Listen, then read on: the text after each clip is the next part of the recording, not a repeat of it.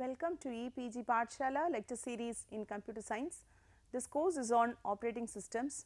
In this module, we will learn the different disk scheduling algorithms.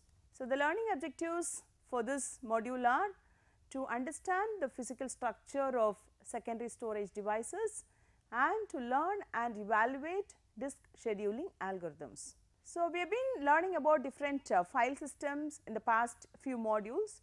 So, when you are looking at a file system or the implementation of a file system, it comprises of three major parts. One is the user and the programmer interface to the file system, how the user or how the programmer can interface to the file system, issue commands to the file systems and so on. And then the next part is what is being implemented within the kernel or by the operating system. Those are the internal data structures and the algorithms that are used by the operating system for the implementation of the file system. And the third part is what resides in the disk. So, the structure of the secondary storage which accommodates the file systems. All these three parts put together form the different issues related to or the implementation issues related to a file system. And in this module, we will be focusing on the third part, that is the secondary storage structure and issues related to disk scheduling. So, first looking at the disk structure, as we all know, a disk provides the bulk of the secondary storage for the modern computer systems, and disk drives are addressed as large one dimensional arrays of logical blocks, where the logical block is the smallest unit of transfer. And this one dimensional array of logical blocks is mapped into the sectors of the disk sequentially. So, this first sector or sector 0 is the first sector of the first track on the outermost cylinder. So, when a mapping is being done from a file to this disk or the contents that are kept in the disk, you first look at this first sector and then go through the rest of the tracks in that cylinder and then go through the rest of the cylinders from the outermost to the innermost. So, likewise, logical address can be converted into a cylinder number, into a track number and to a sector number. So, when you are looking at a file will have logical numbers from 0 to some maximum, and those have to be mapped on to disk block addresses kept in the disk, and those will be mapped on to a cylinder number, track number and a sector number. So, this combination of cylinder number, track number and sector number will actually form the actual disk block address that is kept in the disk. So, now we will see this disk scheduling, why we need disk scheduling. So, when you have this disk, the operating system is responsible for using this disk in an efficient manner. So, when you are looking at a disk, it means that you need to have a fast access time and the disk bandwidth should be high. Whatever is being transferred should be as large as possible between the disk and the computer and the main memory. So, if you are looking at this access time from the disk, it has got two major components. One is the seek time.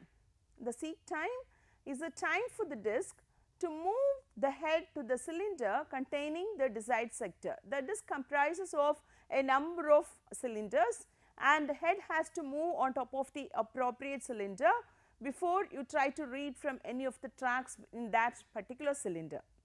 So, the time needed for the head to move to the cylinder is the seek time, and once the head is kept on the appropriate cylinder, then the disk has to be rotated so that the actual track is brought below the head. So, this is called rotational latency. So, the time needed for the disk to rotate the desired sector under the disk head is called rotational latency. So, what we need to do is that we need to minimize the seek time. So, whenever you try to access contents from the disk, the seek time should be as low as possible. The next parameter that we need to look at is the disk bandwidth. This disk bandwidth is nothing but the total number of bytes transferred divided by the total time between the first request for service and the completion of the last transfer. So, within a particular period of time, within the time when the transfer started and ended, how much amount of data is being transferred. So, this is called the disk bandwidth. So, the disk bandwidth should be as large as possible when you are trying to access data from a disk. And now we will see what happens during disk scheduling or why you need disk scheduling.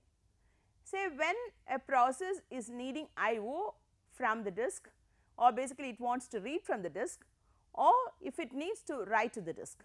So, as a user, the programmer or the process will issue a system call to the operating system.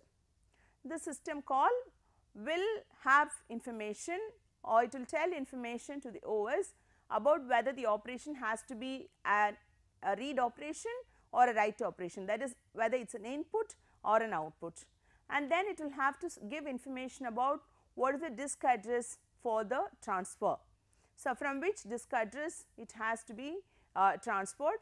It can also say what the logical address should be, and then what is the memory address for the transfer. It will have to say, suppose if you are trying to read from the disk, in the user space a buffer has to be provided into which information has to be read from the disk.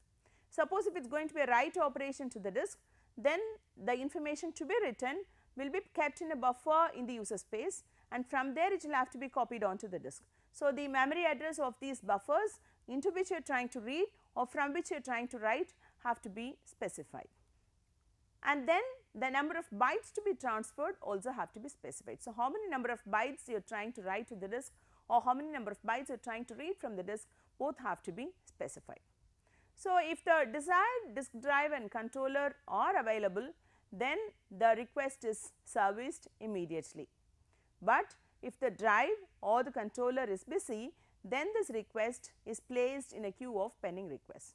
So, because you have a number of processes that will be giving requests, say if there are 5 processes and all 5 processes need to read from the disk or write into the disk, then all these requests will be using the same disk drive, and therefore, it will be using the same disk controller. So, these requests from all these 5 processes have to be serviced by the disk controller, and it will be servicing it only one after the other. So, only if the disk controller is free currently and no other process is currently using the disk controller, then this process which is issuing a read or a write can get access to the disk, or the request of this read or write will be serviced immediately. If there are many other processes also waiting in addition to this requesting process, then this requesting process may have to wait. So, it will be placed in a queue of pending requests. Now, when one request is completed, the operating system will try to service the next pending request. Now, when it tries to service the next pending request, say there are a number of processes which have issued requests and all are waiting, and of all these pending requests, which should be serviced by the operating system first. So, how does the operating system make this choice? This is done by different ways in different algorithms, and these are called disk scheduling algorithms. So, the disk scheduling algorithms tell about how the disk is being scheduled among the different processes that are waiting to use the disk. So, now we will see different disk scheduling algorithms and the performance of each of the disk scheduling algorithms. So, there are several algorithms that are available to schedule the servicing of disk I/O requests, and suppose you have a request queue like this. Say you have requests for cylinders 98, 183, 37, 122, 14, etc. and so on. So, these numbers correspond to different cylinders of the disk. Totally, say there are 200 cylinders numbered from 0 to 199. Say currently the head is kept over cylinder number 53. Now, we need to look at different algorithms and see how each of those algorithms move the head to service these requests, and then we will see what will be the number of movements that are being made by the head for each of those algorithms and see how it is being minimized. Say if the number of movements of the head is more, then it means that the seek time is more. So, if the seek time is more, then the access time is more. So, here we are not looking at the rotational latency, we are only looking at the seek time, and these algorithms are focusing only to minimize the seek time. So, the first algorithm that we will see here is the first come first served algorithm. As the name says, whichever request arrives first will be serviced first. So, look at this diagram. This shows the movement of the head. Initially the head is kept at 53 and then there is a request for this cylinder 98. So, the head is moved from 53 to 98 and then from 98 it is moved on to the next request, that is 183, and then from 183 the head is again moved back to 37 because 37 is the next request, and then from 37 it is moved to 122 and then from there to 14 and then to 124 and then 65 and then 67. So, requests are serviced only in the order in which they arrive. But here you can see that, there is a request for 122, there is also a request for 124, but because this 14 arrived between this 122 and 124. So, after servicing 122, the process went on to service 114 and then again it moving back to 124. So, here you can see that this is a swing back and forth unnecessarily, and there you can see that the lot of swings that are happening back and forth unnecessarily. So, here you see that the head is moving a lot. So, the head is moving back and forth a lot. So, rather than doing this, if we say make the head move only for some amount of time, or say if the head is moving only close to the current head position, and if it is servicing all requests that are close to the current head position, then you can reduce the seek time. So, here in this the head movement is totally 640 cylinders, that is 53 to 98. You need to calculate it as 98 minus 53 plus 183 minus 98 plus 183 minus 37 and so on. So, if you add together it comes to around 640 cylinders. So, we try to move to another algorithm now, that is the shorter seek time first algorithm, where the head movements is reduced a little. So, in the shorter seek time first algorithm, the request is selected from the queue of pending requests based on the criterion that the minimum seek time will be the next service. So, if a service requires minimum seek time, that request will be serviced first. So, you choose the pending request which is close to the current head position, and this is also a form of this SJF scheduling, very similar to how we learnt shortest job first scheduling in CPU scheduling.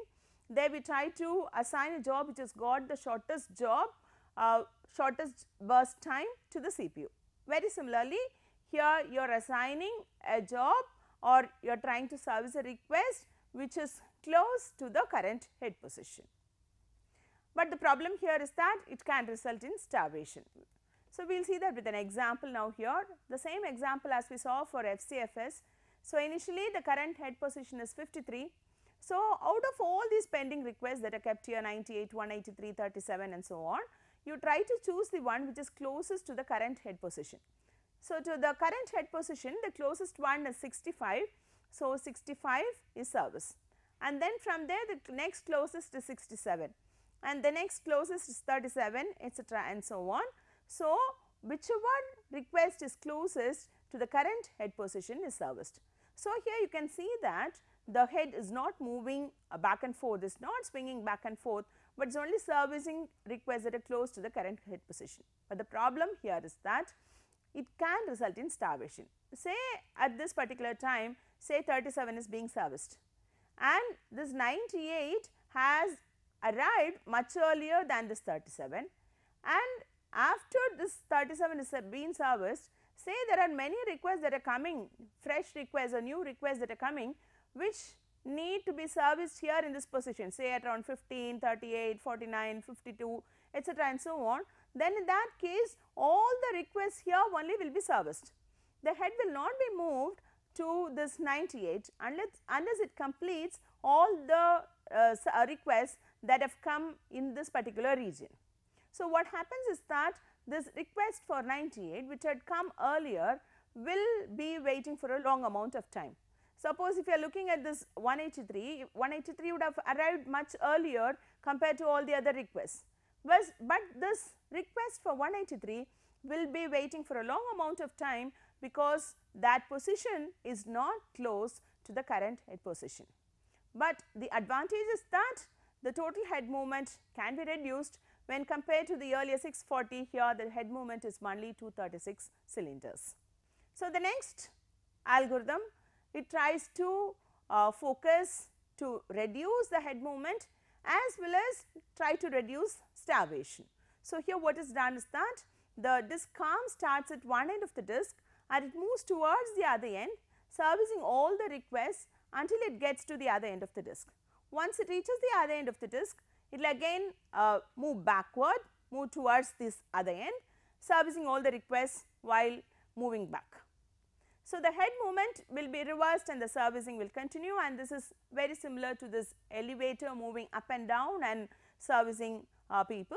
So, it is called the elevator algorithm. So, here you can see that the head movement is reduced to 208, we will see that in this example. So, look at this example.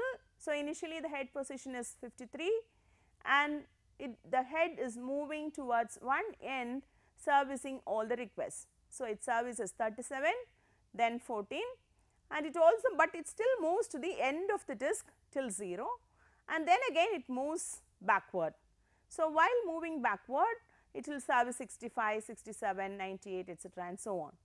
So, while it moved here from 53 to 0, suppose if requests had arrived in the meantime between the 0 and 53, it will be servicing all these requests from 0 to 53, and only then it will service 65, 67, etc. and so on while moving back to the other end. So, here you can see that it will be servicing some requests here, and if more requests arrive at this point, then this 183 will be waiting for a longer amount of time, or the requests which are kept in the other end of the disc will have to wait for a longer amount of time. So, what is done is that they try to modify this algorithm to make the head move from say 53 to 0, and then while moving back it will not service any of the requests, it will move to the other end of the disc and then again return back and it will service in this direction. So, it will be servicing requests in only one direction. So, we will see how that algorithm works. So, this C scan will provide a more uniform wait time than scan, and it will move, the head will move from one end of the disc to the other, servicing requests as it goes. When it reaches the other end, it will immediately return to the beginning of the disc without servicing any request on the return trip. So, it will treat the cylinders very similar to how a circular list is, that will wrap around from the last cylinder to the first one. So, here you can see that this head is moving from 53 to 65, 67, etc. and so on, it goes on till 199.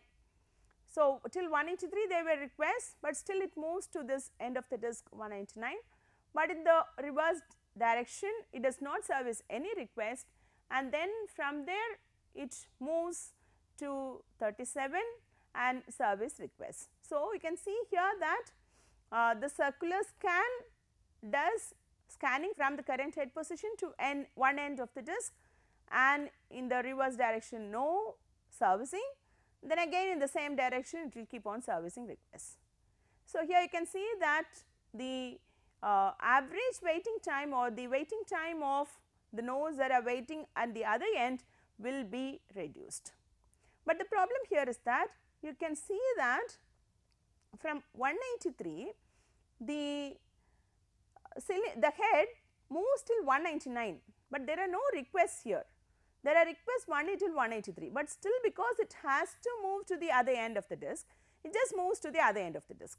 Very similarly, when you are coming to this side, you can find that from 0 to 14 there are no requests, but still the head moves from 0 to 14 because it had moved from 199 to 0 and then it starts scanning. So, these movements are unnecessary. There is a movement from 0 to 14 as well as the movement from 183 to 199 are not necessary. So, what is done? They try to do a modified variant of this scan and C scan, and they call it as C look and look. So, this variant of C scan, the arm will go only as far as the last request in each direction and then will reverse the direction immediately. The arm does not go all the way to the other end of the disk. So, here you can see that in C look is just a variant of the C scan, but it goes to service only till this 183, and because there are no requests from 183 to 199, it does not move from 183 to 199. It just reverses the direction from 183 and goes back to 14 only. It does not move till 0, it goes only till 14, services 14 and turns back and starts servicing in the other direction. So, this is a variant of that C scan algorithm, that is, it does not move till the end of the disk. And now we will see how to select a disk scheduling algorithm. So, we have seen a number of disk scheduling algorithms and we will see which one is the best. So, here you can see that this shortest seek time first is the most common one, because it has a natural appeal, because it is increasing the performance, or it has a better performance compared to FCFS. And scan and C scan, they perform better when there is a heavy load on the disk. Say when there is a heavy load on the disk, SSTF will lead to starvation. So, when many requests keep coming, the SSTF algorithm will only service the requests that are close to the current head position. The requests that are far away from the current head position will not get serviced at all. So, it is better to move to this scan or C scan algorithm to reduce starvation. And the performance also depends on the number of requests and the types of the requests. So, that is what we see here. So, if the number is more, then the performance will vary for different algorithms. Suppose say you have only one outstanding request, then in that case all will behave like FCFS, but if the number gets increased, each algorithm will work in a different manner. And other thing is that, say, the request for disk service can also be influenced by the way in which files are allocated. We saw different file allocation methods in an earlier module, like contiguous allocation, linked allocation or indexed allocation. In contiguous allocation, the file is stored in contiguous disk blocks in the disk. In the case of linked allocation, the file will be stored in any one disk block, and from there will be a link to another disk block which can be kept in any cylinder, and from there will be a link to yet another disk block which in turn can be kept in any other cylinder, and so on. So, the disk blocks will be kept anywhere in the disk. Similarly, in indexed allocation also, the disk blocks can be kept in any place in the disk. So, they are scattered on the disk. So, if the disk blocks are kept contiguously, as in contiguous allocation, then in that case you need only limited head movement. So, you may not have to move the head at all if they are kept in the same cylinder, only you will have to rotate the disk to bring the corresponding track under the head. But in the case of linked or indexed allocation, the disk blocks are kept anywhere in the memory, they are scattered on the disk, and hence the head may have to move a lot. So, the way in which file allocation is done also influences the way in which requests are being made for disk service. And the next is the location of the directories and the index blocks. So, directories will have the entry about the name of the file. It will also have entry about a file control block, or say called as an inode in the case of Unix, and that will have information about the addresses of the disk block. So, when you are trying to open a file, you will have to first look into this directory entry and then get the file name, get the inode, get the addresses of the disk blocks, and then only you will get the contents of the file or the file's data. So, if the directory entry is on the first cylinder and say if the file's data are on the final cylinder, so first you will have to access the directory, that is you will have to access the first cylinder, and then to get the file's contents you will have to access the final cylinder, which means that there is a lot of head movement that is involved. So, to reduce this, what can be done is that one thing that can be done is that is to go for caching directories and index blocks in main memory. So, that when you are trying to access the directory contents, say you will have that present in the main memory, you do not have to go and access the disk. So, this will reduce the disk arms movement or the disk heads movement to a certain extent. So, this scheduling algorithm should be written as a separate module of the operating system, so that you can replace it with a different algorithm if necessary. So, this need not go as a part of the kernel of the operating system, the core of the operating system. It can be kept as a separate module which can be modified as and when needed. So, here we see that this SSTF or look is the reasonable choice for the default algorithm, because SSTF will service the request such that the head movement is very less, and look will service even when you are having heavy loads of services. So, the algorithms that we had seen till now, they are considering only the seek distances. So, the seek time only is looked at, because we are only looking at the head being moved from cylinder to cylinder. We are not bothered about the rotational latency. But for modern disks, this rotational latency can also be as large as the seek time. So, what is done is that the disk scheduling algorithms are implemented in the controller's hardware, which is built into the disk drive, and when the OS is sending requests, the controller will queue the requests and they will schedule them such that both the seek time and the rotational latency are improved. So, the summary for this class lecture is that we mainly focused on disk scheduling algorithms. First, we saw this first come first serve scheduling algorithm, which services requests based on the order in which requests arrive, but this requires a lot of swinging of the head back and forth. And then we saw this shorter seek time first algorithm, which services requests which are close to the current head position, but the problem here is that it may result in starvation. The advantage is that there is less head movement. And then we saw the scan algorithm, where requests are serviced by moving the head from one end to the other end and then moving back towards the other end, then servicing the request. But the problem is that some requests may get serviced later, there is no uniform wait time. So, you go for this C scan algorithm, where the requests go from where the request is serviced from the current head position to one end, and the reverse direction there is no service, and then again it moves back from that end position towards the beginning and services request. In look and see look algorithm, you do not go towards the end of the disk to service. Look and see look are variants of scan and C scan. Look and see look, they just service request only till when the requests are needed to be serviced, that is they do not move the head to the end of the disk, the head is moved only till the place where service is required. So, then we saw different performance comparison between the different algorithms. The references, thank you.